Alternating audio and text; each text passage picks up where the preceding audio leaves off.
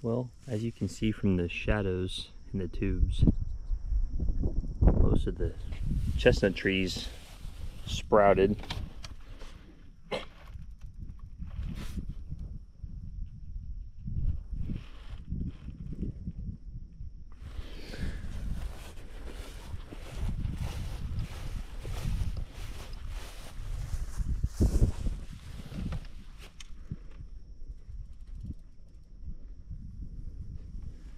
I don't know if you can tell, but there's a unforeseen problem that a few of these have.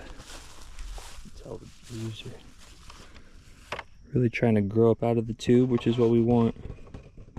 Some of the problem is it looks like birds have been sitting on the edge and pooping into the tubes. I am not sure how that affects the trees being so young. You can see like that one's kind of covered in it on the leaf on the end. I can't imagine it's a good thing. This tree looks like it's making a great escape here on the backside. I mean, things are gonna poop. That's just part of life, clearly. But I just don't know about it covering the leaves. Like that one, since it's open, you can kind of see. I don't think that's a good thing. All the chestnuts did sprout, which is a good thing. Whether they live through the first year or not, they at least sprouted. Like you can see this one here. It's got some discoloration towards the edge.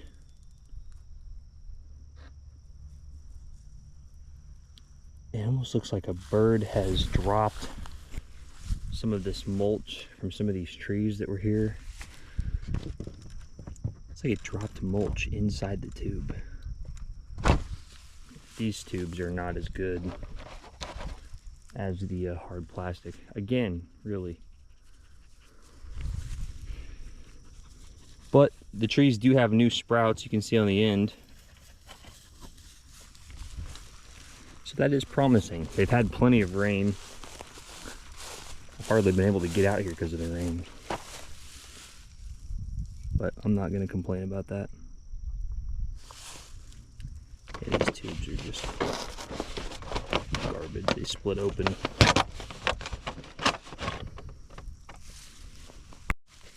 The whole point of these tubes, these are much nicer. You can see all the new growth on the top. I'll put some pictures on there. It's to force the tree to focus on height at the beginning of its life, to get up and out of the tube towards the sunlight, to simulate being underneath a canopy, almost in the forest. And that's what it's doing. See a friendly little spider there? All that new growth on the top where it's reddish.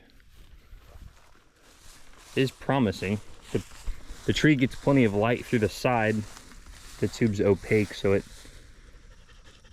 gives it a little bit of light, enough to live. But the tree really wants to come up through the top, which is what we want. Because the deer browse line is, I mean, even these tubes are shorter, but the deer will be able to browse and chew off the ends of the leaves once they get out of the tubes. So that'll be a new problem, but that'll be a next year problem.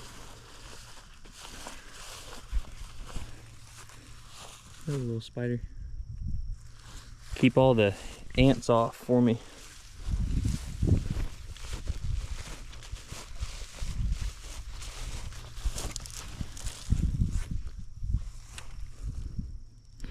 See the bird poop on the edge there. I don't know how to prevent that. Some kind of spikes up here, but I really don't want to have to do that to 20 of these. Overall, it looks good. It's been mowed. I got lazy in between the rows, but it is what it is. plenty of new growth. Man, that one's really bad. I'll put a picture of this one. You can really see the poop on the leaves. I don't know how that's gonna mess with it.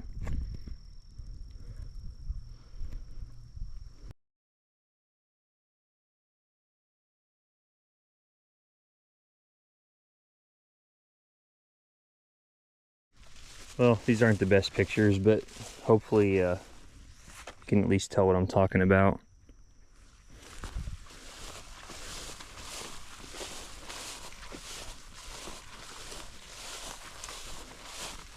Overall, the orchard looks promising.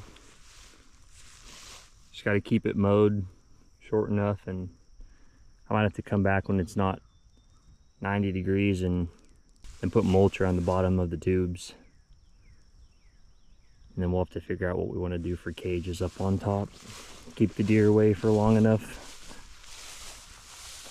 Once these are a certain age and they're out of the tops of the tubes, they'll start to branch out, and we just have to keep the deer off of them long enough to get high enough that the deer can't eat the new growth.